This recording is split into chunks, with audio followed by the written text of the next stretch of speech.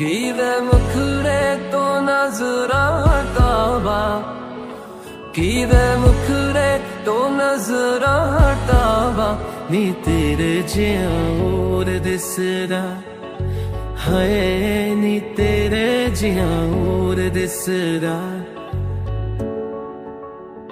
ਜੀ ਕਰਦਾ